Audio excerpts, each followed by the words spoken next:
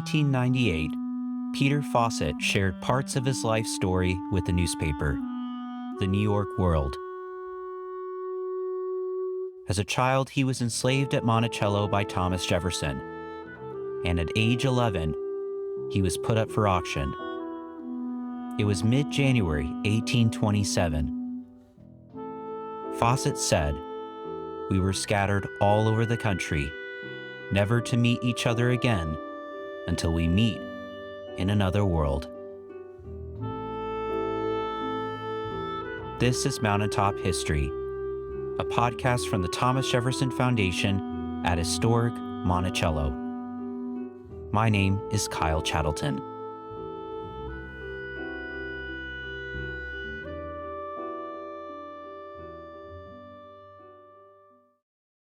What was the reasoning behind the 1827 dispersal sale? Some say an answer is simply debt. When Thomas Jefferson died in 1826, he left behind to his heirs $107,000 in money owed.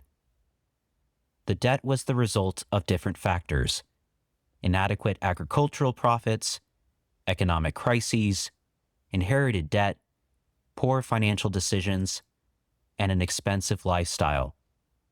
The sale was, for Jefferson's heirs, a means to eliminate some of this debt. A fuller explanation, however, is much more complicated and is rooted in a centuries-old system of exploitation. Jefferson's wealth was primarily built on slavery, and slavery in America was based on race. The system promoted the false idea that some human beings are inherently inferior than others, and as such, can be treated as property and oppressed through bondage and enslavement. Slavery was enforced through violence, physical violence, including the whip, but also emotional violence, the constant looming threat that you could be forever separated from family and friends.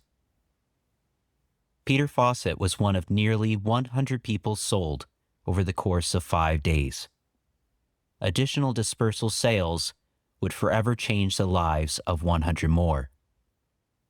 Some members of Fawcett's family were purchased by other friends and relatives as a way to help keep the extended family together. They did not have enough funds to purchase everyone, however, and over the next 23 years, the Fawcetts continued to work to buy and reunite their family. Peter Fawcett was ultimately bought and freed by them in 1850, and went on to live in Ohio, where he became a conductor on the Underground Railroad and a renowned Baptist minister. Thomas, Louisa, and Caroline Hughes were sold to John Wynne. They were the eldest children of Wormley and Ursula Hughes, and all three were under the age of 15. Burl Colbert, freed by Thomas Jefferson in his will, purchased items at the sale, like a carving knife, as well as a mule. But he was unable to purchase the freedom of his children, as they were instead enslaved by Thomas Mann Randolph, Jefferson's son-in-law, and were not put up for sale. The documents that reveal the details of the dispersal sales and what transpired afterward for these individuals and families cannot convey the pain, suffering, and trauma that resulted. Oral history is a crucial part in telling the story and legacy of Monticello's enslaved community. The Thomas Jefferson Foundation, which operates Monticello as a museum today, has been fortunate to work with descendants of Monticello's enslaved community through the Getting Word African American Oral History Project, which has been in existence for nearly 30 years now. Through the project, Karen Hughes White and Angela Hughes Davidson, descendants of Monticello's head gardener Wormley Hughes, have shared their family's love and history of gardening, passed down to them by their ancestor. The thing that got to me right off the bat was when I heard the word gardener. Mm-hmm. And all I think about is the flowers of the walk over the Asheville. When you go down to Arnell, there's flowers all over the place. Mm-hmm. For Dad, with the flowers. And I kind of like flowers too.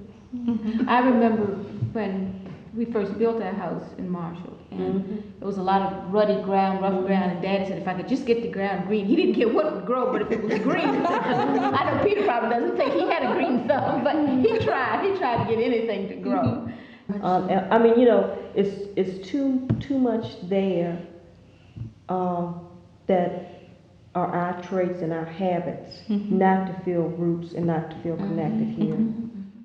Peggy Trotter Damon Priestley, a descendant of Monticello's Fawcett families in addition to Ellen and William Craft, has looked to the story of her ancestors and connects it to her own fight for civil rights in the United States. And I know for myself and my activism in the civil rights movement, which we can talk about a little bit later, I really believed that I was the continuation, not the recreation, but sort of the continuation of my ancestors, and that I had to do something in my lifetime to make a difference. Through Getting Word, the descendant community has indelibly shaped Monticello's scholarship and interpretation. Because of their contributions, we know details about the stories of people who were enslaved here, as well as the stories of their descendants. Stories of work, struggle, hope, and dreams that have added an essential human dimension to the understanding of life at Monticello and beyond.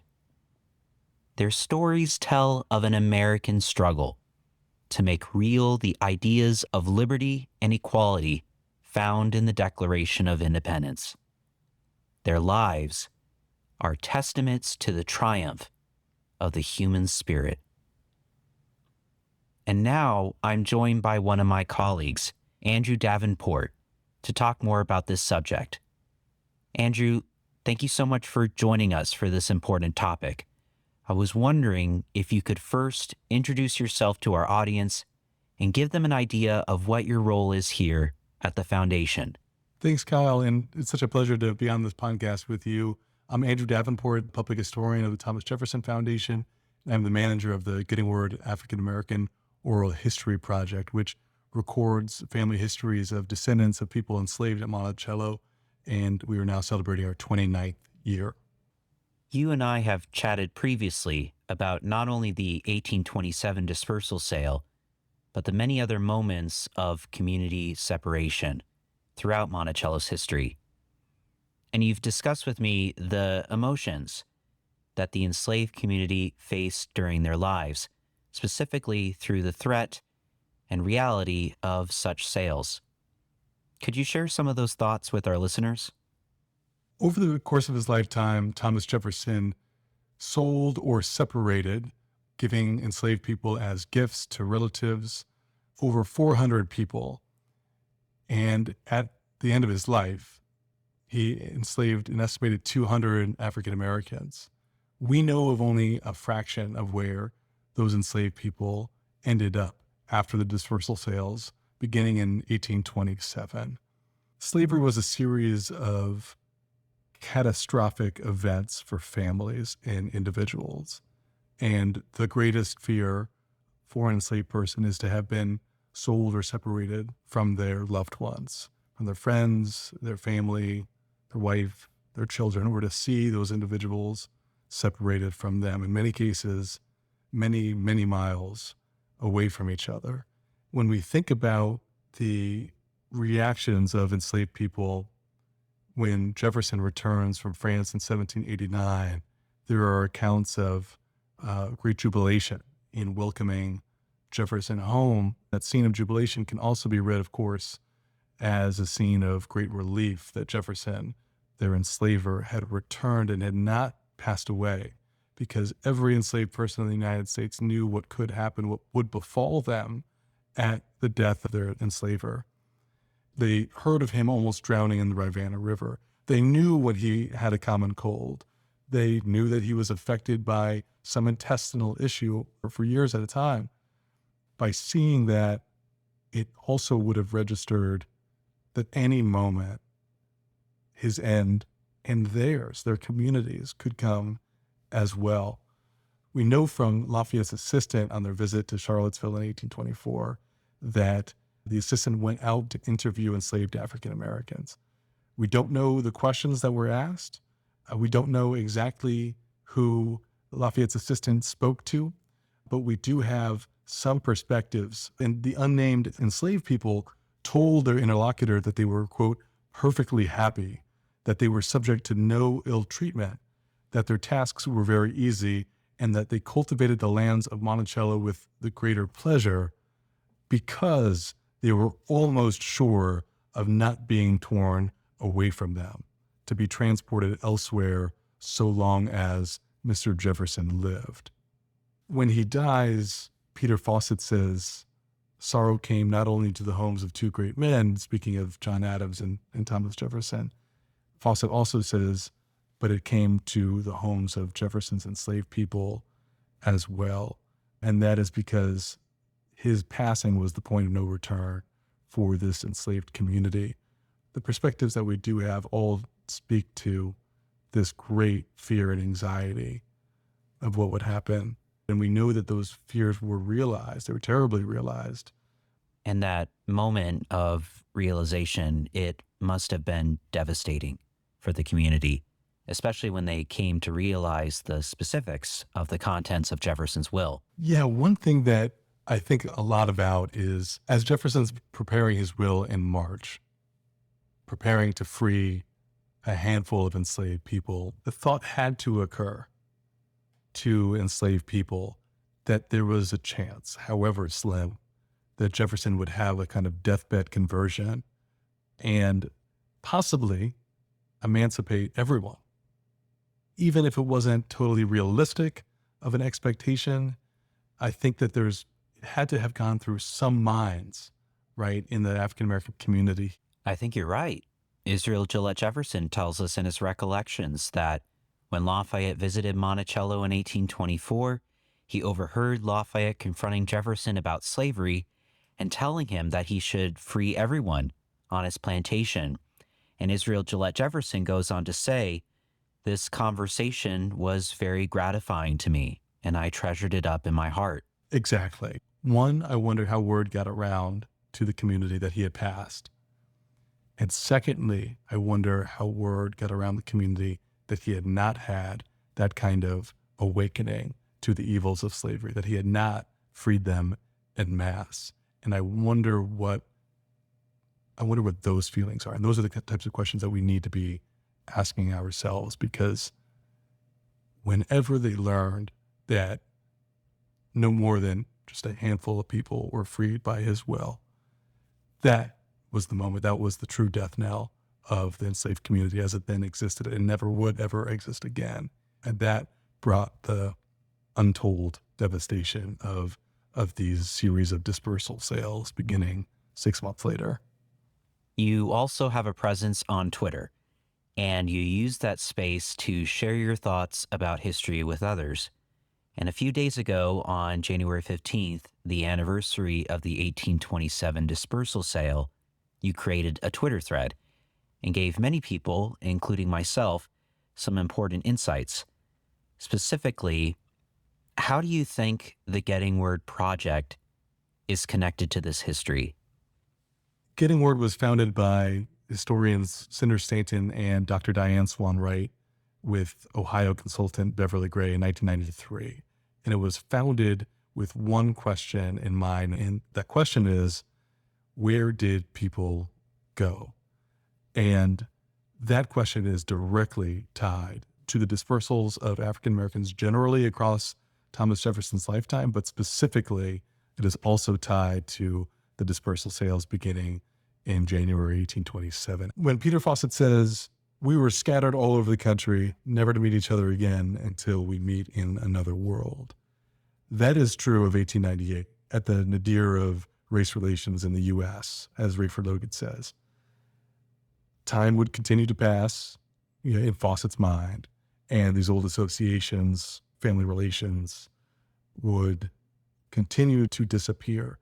But Cinder Stanton and Dr. Diane Swan Wright and Beverly Gray and their successors, Nia Bates, Aurelia Crawford with the Getting Word Project, have worked to reconstitute those bonds.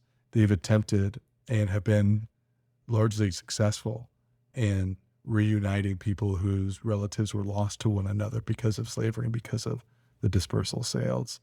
In 1997, we had our first Getting Word reunion where descendants returned to Monticello for the very first time in a large group, and they gathered at the West Lawn, the likely spot where the dispersal sales of January 1827 occurred.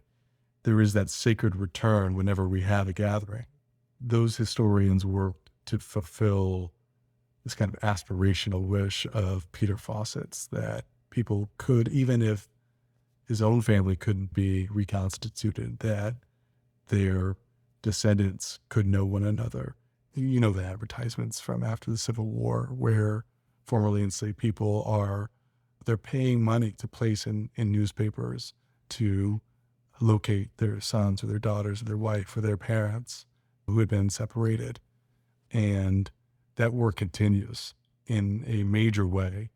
I think the Getting Word Project inspires hope, and the founders of the project knew that 30 years ago. They were ahead of the curve.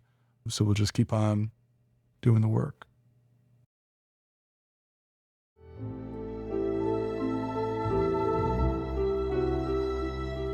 This has been another edition of Mountaintop History, a collaboration podcast between WTJU and the Thomas Jefferson Foundation. To learn more about this history, as well as the Getting Word Project, go to our website at monticello.org.